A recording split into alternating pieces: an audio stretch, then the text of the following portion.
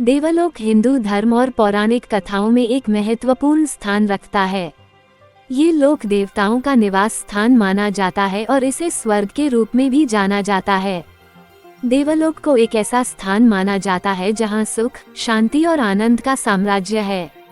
ये लोक मृत्यु के बाद पुण्यात्माओं के लिए एक आदर्श स्थान माना जाता है।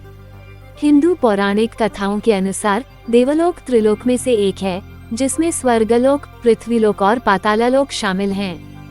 देवलोक को स्वर्गलोक भी कहा जाता है और यह सबसे ऊपर स्थित है।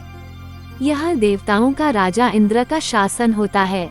इंद्र को देवताओं का राजा माना जाता है और उनका निवास स्थान अमरावती नगरी है, जो देवलोक में स्थित है।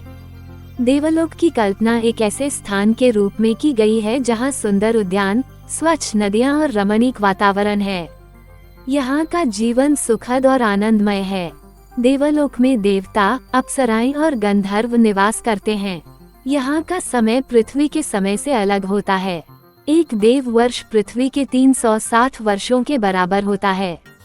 देवलोक में पहुँचने के लिए पुण्य कर्म और धार्मिक जीवन जीना आवश्यक माना जाता है। जो लोग धर्म के मार्ग पर चलते हैं और पुण्य कर्म करते हैं, उन्हें मृत्यु के बाद देवलोक में स्थान मिलता है। यहाँ वे देवताओं के साथ रहते हैं और आनंदमय जीवन व्यतीत करते हैं।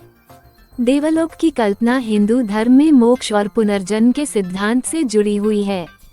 यह माना जाता है कि देवलोक में रहने वाले जीवों को भी अंततः पुनर्जन्म के चक्र से गुजरना पड़ता है। हालांकि देवलोक में रहने का समय बहुत लंबा होता है, लेकिन यह अनंत नहीं है। देवलोक का वर्णन विभिन्न हिंदू ग्रंथों में मिलता है। वेद, पुराण और महाकाव्यों में देवलोक के बारे में विस्तृत जानकारी दी गई है। महाभारत और रामायण में भी देवलोक का उल्लेख मिलता है। इन ग्रंथों के अनुसार देवलोक में देवताओं के साथ साथ ऋषि मुनि और महान पुण्यात्माएं भी निवास करती हैं। देवलोक की अवधारणा हिंदू धर्म में आस्था और विश्वास का प्रतीक है। यह मनुष्य को धर्म के मार्ग पर चलने और पुण्य कर्म करने के लिए प्रेरित करती है। देवलोक की कल्पना मनुष्य को एक आदर्श जीवन जीने की प्रेरणा देती है। इस प्रकार देवलोक हिंदू धर्म में एक पवित्र और आदर्श स्थान के रूप में मान्य है।